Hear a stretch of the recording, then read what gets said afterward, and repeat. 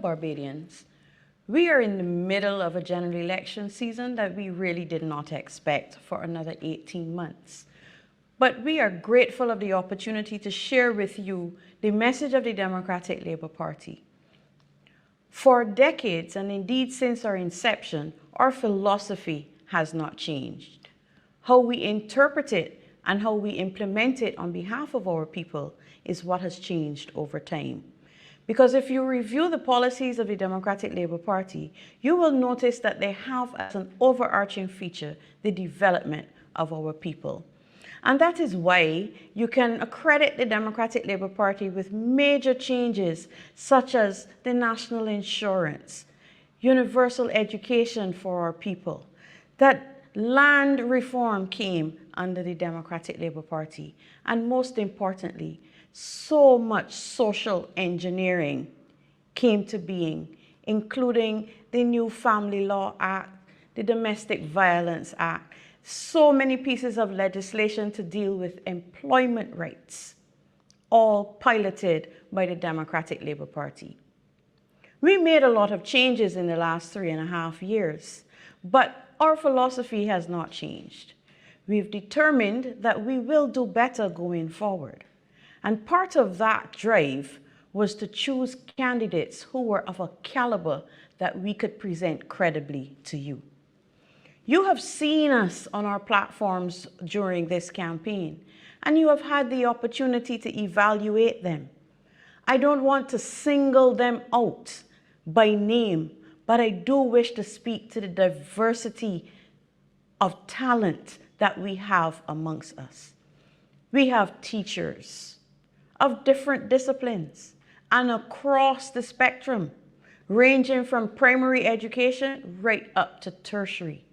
We have doctors and lawyers and engineers, but we also have artisans amongst us, because all of these skills are definitely necessary in the exercise of nation building. We need together to decide at this point in time in our history where it is we want to go. And all of these skills will assist us in making these determinations. Because if there is one thing that COVID has taught us, is that we need to be doing things differently. We had a plan and a program as a country that took us so far. But what we recognize now is that there were weaknesses in the system and that there is no time like the present to make those adjustments. Funnily enough, before COVID became a reality in Barbados, the Democratic Labour Party was considering a new direction. In January of 2020, at the Errol Barrow Memorial Lecture, the Democratic Labour Party laid out a roadmap for reimagining a new Barbados. And the hallmark of that was a focus and an emphasis on the development of our people. This is critical and came into sharp focus during COVID, when we saw under the outgoing administration so many provisions that propped up businesses, but very few that assisted our people. Matter of fact, we can point to some that definitely did harm to our people in terms of not extending unemployment benefits when it was clear that COVID was going to have a negative impact on our economy. The sunset legislation with the Severance Payments Act that caused several of you to lose that entitlement. And of course, the BOSS program that pays some of you civil servants by way of bonds, which were completely discredited under the BERT program. So we know that you, Barbados, you are ready for this new direction. And this is why, in considering an overarching theme for our campaign, we knew that One Barbados was all that you wanted to hear about. Because we have been feeling the divisions in our society. We have been suffering because of it. And it is abundantly clear that we cannot go forward like this. All of our social fabric is tearing at the seams. We watch our education system crumble and melt before our very eyes. Our young people more and more involved in antisocial behavior. And we see nothing coming forward in terms of policies for the redirection of our youth. Bearing in mind that they are the future of our country, it is incumbent upon us at this stage to do all that is necessary to arrest this change and not just arrest our young people. And so the focus of the Democratic Labour Party going forward will have social engineering as its bedrock. We recognize that we will still need to have a social safety net for those who fall through the cracks. But we have made provisioning that will revolutionize the welfare system in Barbados, bringing a completely new thinking to how we deal with those who are at the bottom of society and deserving of a hand up and help to get them to a better place. We've seen the weaknesses in our education system, and we have come up with a plan for that too, to make sure that primary education really does have that focus and that we pay attention to those things that will cement the future for our young people as they build into the secondary and tertiary levels of their education. And at the secondary level, to ensure that entrepreneurship and financial smarts are built into our curriculum. At present, we learn all about hire purchase. We learn a little bit about interest, but we don't teach our students how to invest. We don't teach them what is required for the startup of a business. And these are loopholes because it is very clear that the micro, small, and medium-sized businesses are the ones that will pull us out of the recession that we are in right now. The major pillars of our society are floundering, and they too have already received their assistance. And it is time for the average Barbadian to receive their just due. And so the Democratic Labour Party, in promoting One Barbados, in pointing Barbados in a different direction, invites each one of you to come along with us on this journey. It starts on the 19th of January, but up until now, we have been doing the groundwork. It may not have seemed that way, but our candidates have been on the ground doing their work, meeting you, getting to build relationships, learning your families, understanding your issues so that we could come up with credible solutions. And that moment of time has come for us a little bit sooner than we all thought, and in conditions that we did not expect, because we didn't think that COVID would be such a virulent state in the middle of a general election. But we face it with all the courage that we know that we have inherited from our forefathers. And we will remain steadfast in our commitment to changing Barbados, changing its face, pointing it in a new direction, while still upholding those firm beliefs and philosophy that grounded us all these years. And I invite you, Barbados, to come along with us on this journey. Vote on the 19th of January for that change that we so desperately need and that the Democratic Labour Party is offering to Barbados. On Thursday of this week, we will release our manifesto. And I want you to take a careful and critical read of it. We are not afraid of you picking it apart and asking questions. We want you to do that so that we can explain our positions, expand on it for you, and of course, take your considerations on board as well. This is a journey together, Barbados. This is One Barbados going forward. And I look forward to being at your service come the 20th of January, along with my team of candidates, young but capable and energetic and willing and able to represent you and our country. I thank you.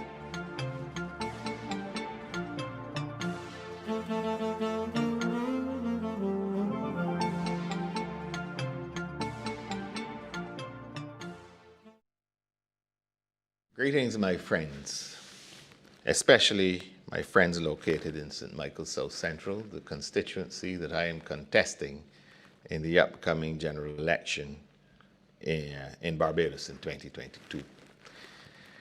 I'm very proud to be part of the Democratic Labour Party team. And even though we regret that we have to have this election altogether, we would have much preferred to have been contesting an election in a period when one could have moved around a lot freer. I still am hopeful and expect to be the parliamentary representative for St. Michael South Central. I'm also proud to be part of the team, the DLP team that has been assembled by my friend Verla, who you heard from already. The Democratic Labour Party has put together experience, has put together exciting young talent, and we are ready to contribute meaningfully to the national development process in Barbados. We, on the other side, we see where interests, personal interests, political interests, has now trumped the national interest. And that, therefore, only further explains why it is necessary that you come out and vote for the Democratic Labour Party. We are saying One Barbados. That's the theme of the Democratic Labour Party in this election. The theme that simply gives hope to those out there who see some citizens getting ahead, but who also see themselves closer and closer to the margin. The Barbados Labour Party, interesting, their slogan is suggesting that it is safer with Mia. Now, if indeed it's safer, why are we engaging in a general election campaign when we are seeing the highest levels of infections from the COVID-19 virus? As a matter of fact, over 500 a day in some instances, just under 500 in other instances. And we are hearing that if indeed these individuals are COVID positive and asymptomatic, they still can be disenfranchised. We're talking about numbers that could be in the thousands. Something is definitely wrong, and I don't accept that it is safer with Mia. I believe that, as a matter of fact, we have two Barbadoses and it's getting worse, and we need to have one Barbados again. The election call was made in December 2021. The same day, the same month, rather, that the International Monetary Fund completed an Article 4 consultation on Barbados. The news is stark. They're saying that an ambitious plan, that's their word, not mine, is required for Barbados to get through this economic crisis that we're in. Tough decisions have to be made. As a matter of fact, the Prime Minister herself, upon alighting from the nomination center in St. Michael Northeast, made the point that tough choices have to be taken, difficult decisions. And if these decisions are going to result in austerity for all Barbadians, we have to ask ourselves, what will become of our standard of living? It has already been eroded.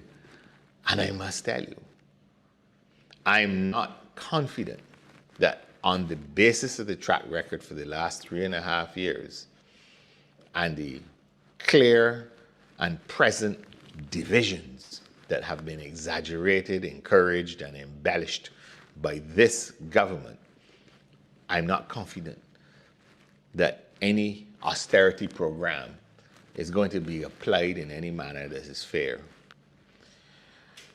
I think that just look even at the present situation. We haven't got into the second IMF program. I'm assuming that this extended fund facility that expires in October of this year is going to have to be replaced by another one. if we are to understand what they're saying in the Article 4 consultation, because things are really bad at the macroeconomic level.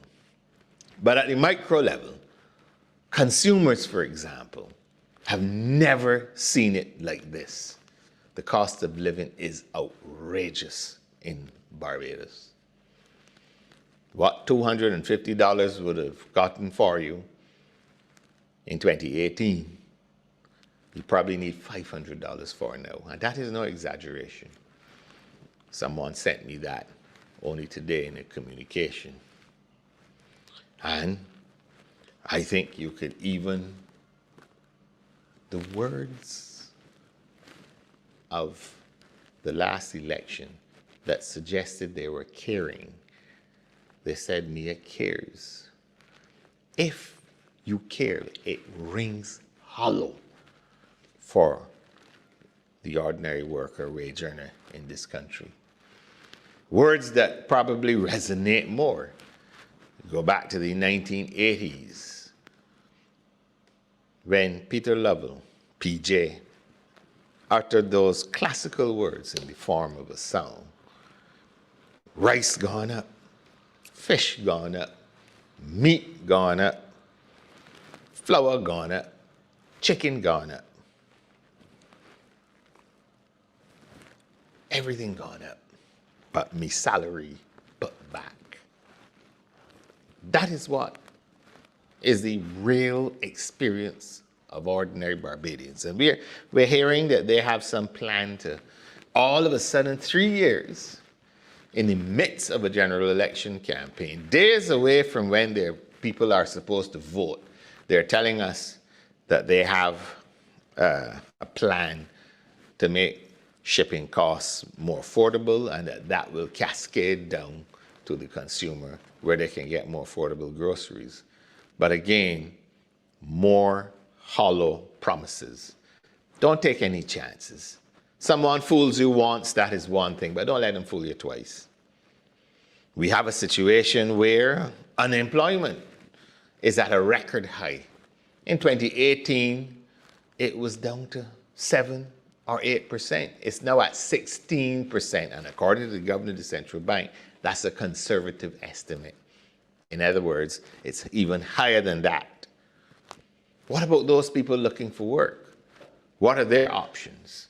What are they supposed to do, even if they get some form of assistance from the welfare department or otherwise? What are they supposed to do, given the prices that we are seeing in Barbados at the corner shops and in the supermarkets, the cost of living? I think people are tired of all the talk, all of the PR, all the theatrics, all the pageantry, all the photo ops. People want something real. And the Democratic Labour Party is offering an interesting program that will see, once again, we get our economy moving.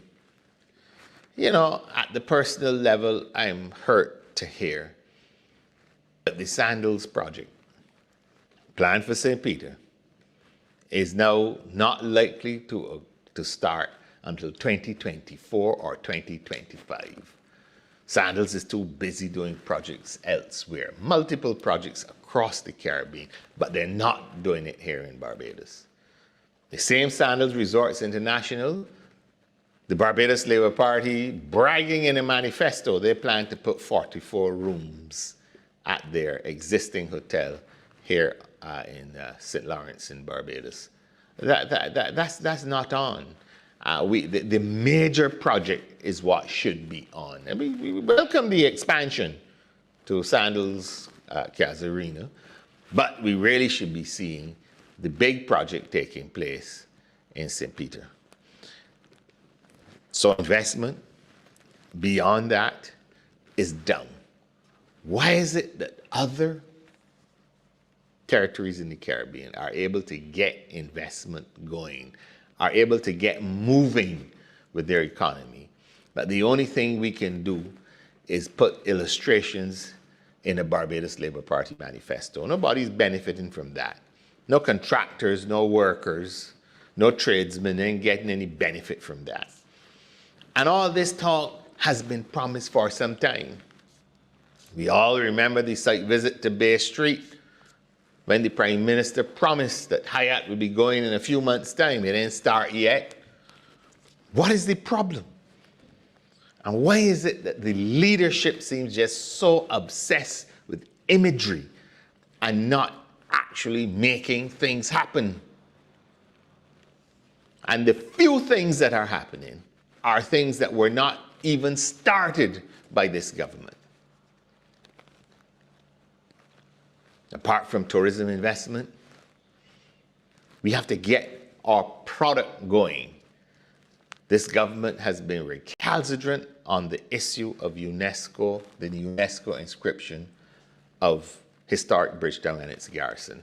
A wonderful opportunity to market this country around the world, because that is a treasure. That's something that many countries would love to have. We have a UNESCO inscripted site, and it should be marketed along with all of our other product offerings. They've done nothing in the last 3 years in this respect, and now we are hearing now that they have a plan to innovate within the context of tourism. I don't believe it. The markets that we had diversified in the last government, the source markets, are still lagging. The pandemic presents some interesting opportunities, and yet we are not seeing it. Get tourism going, and you can then pivot into some other areas, other services that can also earn much needed foreign exchange. Our ports of entry, the airport and the seaport, both have exciting possibilities to be logistics hubs for the entire hemisphere. What is being done about that? Nothing is being done about that, but I can tell you, plans were left. Plans were left in 2018, and in fact, work had already started in terms of the modernization and the expansion of the infrastructure at both of those ports of entry. So we believe if a proper approach is taken to getting our foreign exchange earning sectors, like growing agriculture, growing energy opportunities for green energy, the international business sector that twins naturally with tourism. If we can get all of those sectors going, we can start to earn our way and not have to borrow our way. We've borrowed almost $900 million from the IMF alone and still borrowed money from other international organizations. That can't continue. It is not sustainable. And that's why the Democratic Labour Party has come to all Barbadians and say, look, let's come together and form a plan that everyone can benefit from. It will be one Barbados. In St. Michael South Central, we have extended that theme, and we have focused on the fact that this campaign is about you. And that's what it really is. It's about you. And when I say that, again, I mean everyone. So we don't have a plan that says, okay, big business interests, large financiers of the Barbados Labour Party cause, that they should benefit.